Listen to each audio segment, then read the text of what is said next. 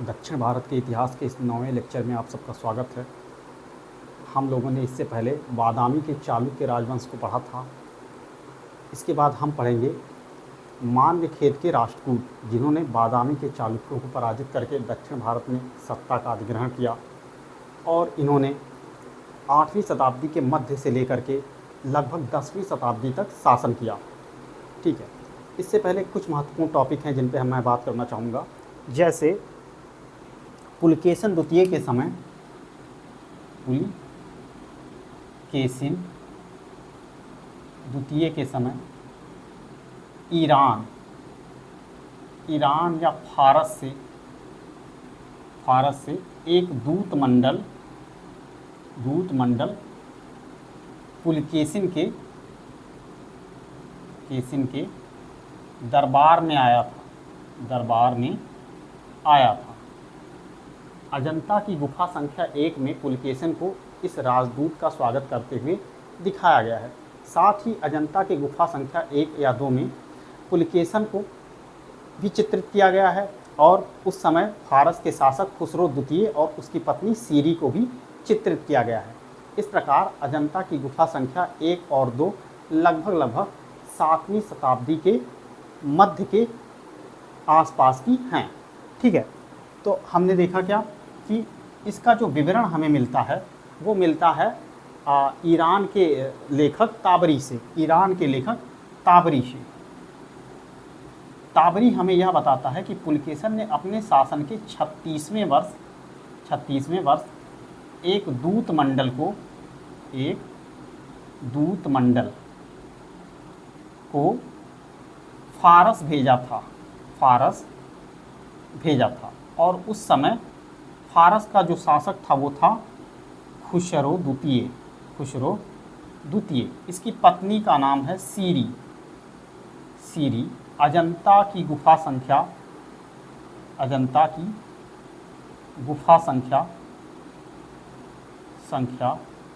1 और 2 वो 7वीं शताब्दी के आसपास की हैं, जिसमें खुसरो,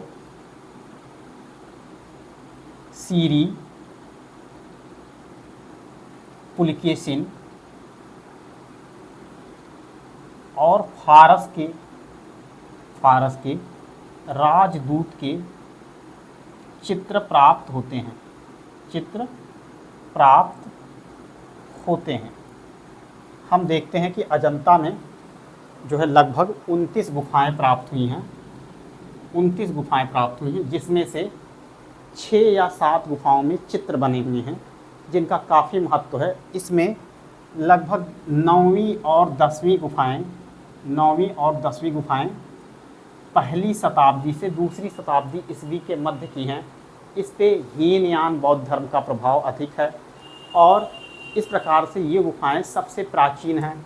उसके बाद हमारे पास आती हैं 16वीं, 17वीं और 19वीं गुफाएं, जिसमें चित्र बने हुए हैं, जिस पे महायान बौद्ध का प्रभाव है, महायान बौद्ध धर्म का प्रभाव है।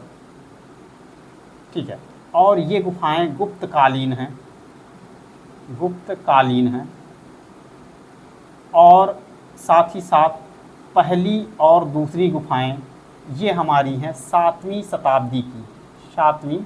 शताब्दी की जो चालुक्यकालीन हैं, 7वीं शताब्दी की हैं जो चालुक्यकालीन हैं और इसमें हमें पुलकेशिन और उसके आसपास के जानकारियां प्राप्त होती हैं। तो कई बार हमें कंफ्यूज करने के लिए ऐसा भी आयोग दे देता है कि निम्नलिखित में कौन सी गुफाएं सबसे ज़्यादा प्राचीन हैं, पहली, दूसरी, 16, 17वीं, 19वीं की 9वीं या 10वीं। इस तरह से क्रम लगाने को भी आपको दे सकता है और आप संख्याओं के आधार पर उसमें कंफ्यूज हो सकते हैं। तो ये एक महत्वपूर्ण सूचना है। ठीक है, इसको याद करना बहुत ज़रूरी है। ठीक है, अब हम बात करते हैं कि राष्ट्रकूट राजवंश की स्थापना कैसे हुई, राष्ट्रकूट लोग कौन थे, उनके विषय में हमारे पास क्या क्या साहित्यिक स्रोत हैं और क्या क्या पुरातात्विक स्रोत हैं। चालुक्यों के बाद दक्षिण भारत में जिस राजवंश ने सत्ता हस्तगत की उनका नाम था राष्ट्रकूट। राष्ट्रकूट लोग मान्यखेत को केंद्र बनाकर शासन कर रहे थे, इसलिए इसे मान्यखेत के राष्ट्रकूट कहा जाता है। ठीक है, मान्य खेद के राष्ट्रकूट। अधिकतर विद्वान ये मानते हैं कि ये लोग मूलतः कन्नड़ भाषी लोग थे। ये लोग मूलतः कन्नड़ भाषी लोग थे जो 640 ईस्वी के आसपास महाराष्ट्र के बरार में आकर रहने लगे थे। बरार या उस समय के विदर्भ में आकर बस गए थे और ये लोग चालुक्यों के राष्ट्रकूट थे, चालुक्यों के सामंत थे। ये लोग चालुक्यों के सामंत थे। धीरे धीरे ये लोग शक्तिशाली हो गए और इन्होंने चालुक्य शक्ति को कमज़ोर कर दिया और अंतिम चालुक्य राजा कीर्तिवर्मा द्वितीय को पराजित करके इन्होंने क्या किया, चालुक्य वंश का विनाश कर दिया और इस प्रकार से दक्षिण भारत में एक सार्वभौम शक्ति के रूप में राष्ट्रकूट राजवंश की स्थापना हुई। इस राजवंश ने 8वीं शताब्दी के मध्य से लेकर के लगभग 10वीं शताब्दी तक शासन किया। ठीक है, हम देखेंगे कि इस राजवंश की जानकारी के लिए हमारे पास पुरातात्विक स्रोत क्या क्या हैं। तो सबसे पहले हमारे पास पुरातात्विक स्रोत है, वो है पुरातात्विक स्रोत, वो है दंती दुर्ग का एलोरा तथा शमनगढ़ ताम्रपत्र। दूसरा हमारे पास है अमोघ वर्ष का संजन तथा नौशारी के लेख। तीसरा है इंद्र तृतीय का कमलपुर अभिलेख।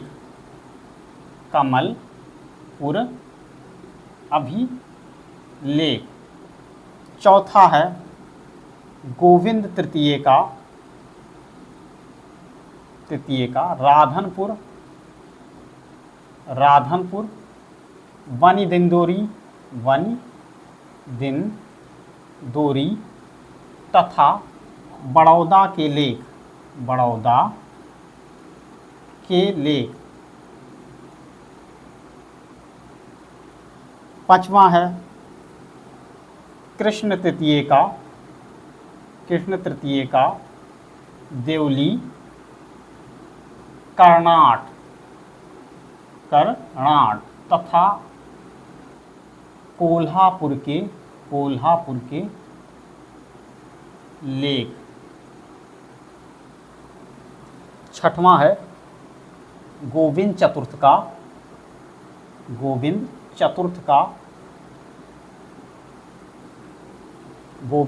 का काम्बे तथा शंगली के लेख।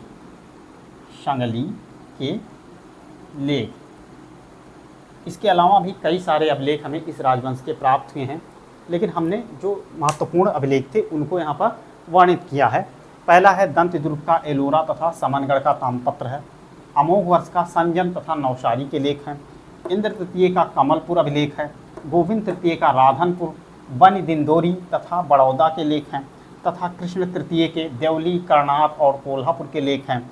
गोविंद चतुर्थ के काम्बे तथा शंगली के लेख हैं। अब हम देखते हैं कि इस राजवंश के साहित्यिक साधन हमारे पास क्या हैं। तो सबसे पहले है इस राजवंश के जो शासक हैं जिनका नाम है अमोघ वर्ष। अमोघ वर्ष ने कन्नड़ भाषा में एक रचना लिखी है, कविराज मार्ग। इसके अलावा जैन ग्रंथ जिनसेन की रचना आदि पुराण तथा इसी काल में महावीराचार्य की रचना गणित सार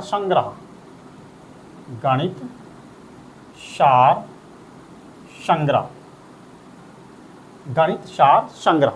तो इस प्रकार से हमारे पास इस राजवंश के लिए पर्याप्त साहित्यिक और पुरातात्विक स्रोत प्राप्त होते हैं। अब हम देखते हैं कि इस राजवंश की स्थापना किसने की और साथ ही साथ उसका मूल निवास स्थान क्या था, उसके जाति के संदर्भ में हमारे पास क्या मत हैं। ठीक है, तो इस राजवंश की जो स्थापना की संभवतः उसका नाम था दंती दुर्ग। दंती दुर्ग, दंती दुर्ग ने 635 से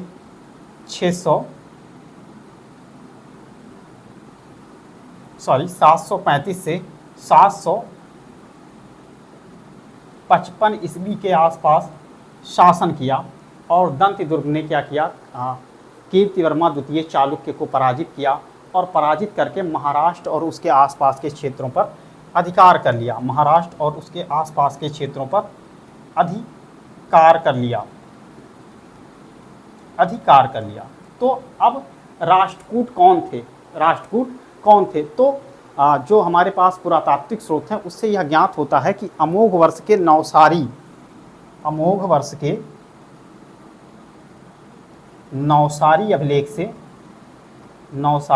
अभिलेख से पता चलता है, अमोघ वर्ष के नौसारी अभिलेख से पता चलता है कि इस वंश को क्या कहते थे, रट्टकुल। इसमें लिखा गया है कि अमोघ वर्ष ने रट्टकुल की राजलक्ष्मी का उद्धार किया। रट्टकुल की राजलक्ष्मी का उद्धार किया। ठीक है, कृष्ण तृतीय के देवली और करहट लेख से हमें पता चलता है कि राष्ट्रकूट जो है वो तुंग के वंशज थे।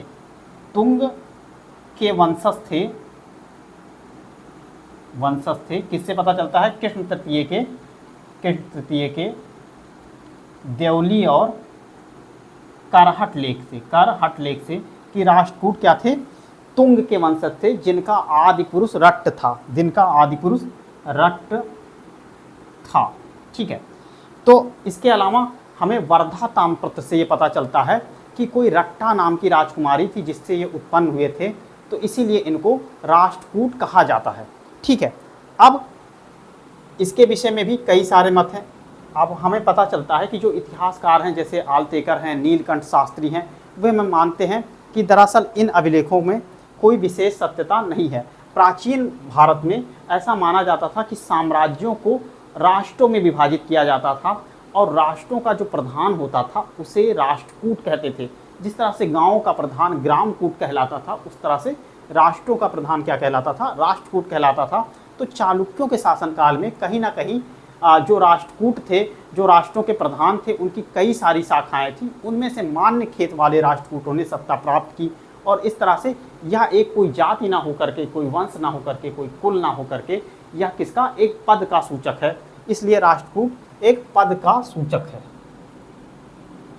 राष्ट्रकूट एक पद का सूचक है। तो आलतेकर और नीलकंठ शास्त्री, साथ ही साथ ए.के.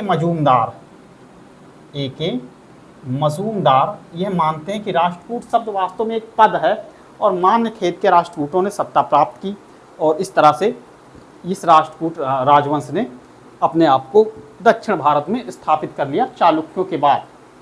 ठीक है, और धीरे धीरे इस पद के स्थान पर ऐसा प्रतीत होने लगा कि यह उनका कोई वंश होगा या जाति होगा। ठीक है, बाद के अभिलेखों में इसे क्या कहा गया है, चंद्रवंशी क्षत्रिय कहा गया है। ठीक है, बाद के अभिलेखों में इसे चंद्रवंशी क्षत्रिय कहा गया है और साथ ही साथ दंत दुर्ग को यदुवंश की सात्विक शाखा का बताया गया है। दंती दुर्ग को यदुवंश की सात्विक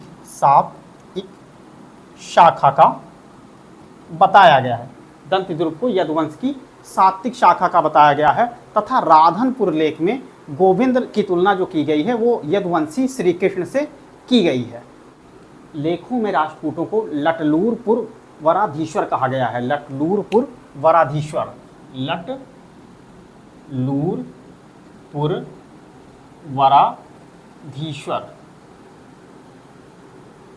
कहा गया है। संभवतः ये महाराष्ट्र के महाराष्ट्र के उस्मानाबाद जिले के लातूर क्षेत्र को कहते थे, लातूर क्षेत्र को कहा गया है। इस प्रकार से ये लटलूरपुर के निवासी थे और इन्होंने क्या किया कि चालुक्यों को पराजित किया और चालुक्यों के बाद सत्ता ग्रहण की। तो अब हम देखते हैं कि राष्ट्रकूट वंश के संस्थापक कौन थे और इस वंश की स्थापना कैसे हुई। तो 640 ईस्वी के आसपास इसके एक शासक का नाम मिलता है दंतिवर्मा। दंतिवर्मा के बाद जो शासक हुआ उसका नाम है गोविंदराज।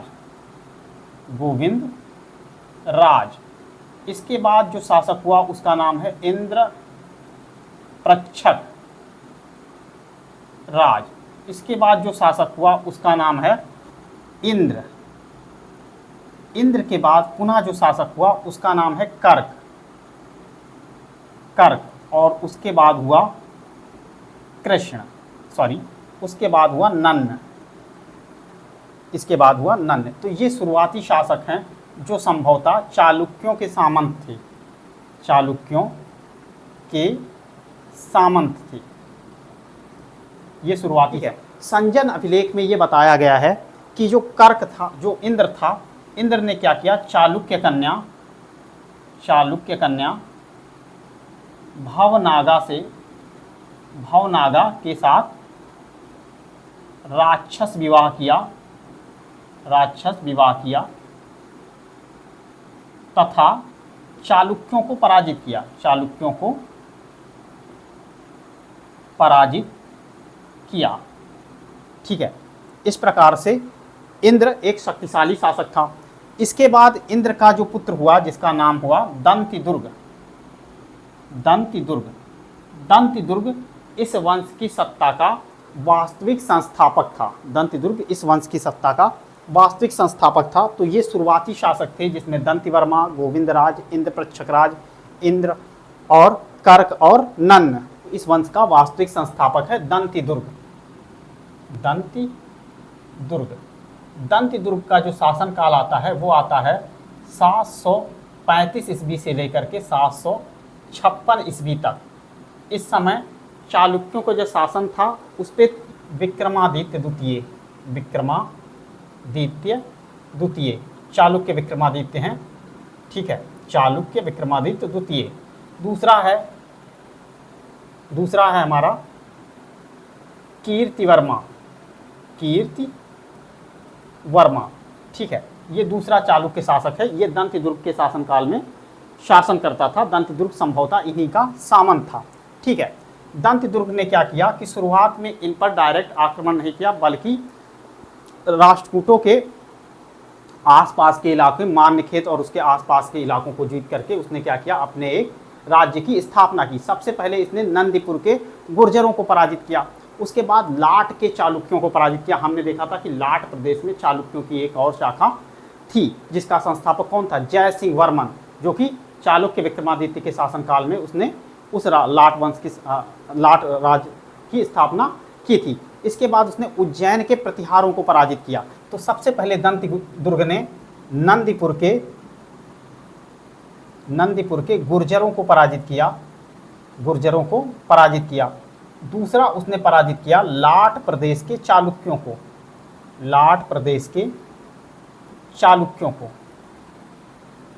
क्योंकि लाट प्रदेश में चालुक्यों की एक अतिरिक्त शाखा शासन करती थी। तीसरा उसने पराजित किया उज्जैन के प्रतिहारों को। बताया जाता है कि इसने मालवा के आसपास उज्जैन में प्रतिहारों को पराजित किया। इसके बाद क्या किया, वहाँ पर उसने एक यज्ञ का आयोजन किया जिसे हिरण्य गर्भधान यज्ञ कहते थे, जिसे हिरण्य गर्भदान यज्ञ कहते थे।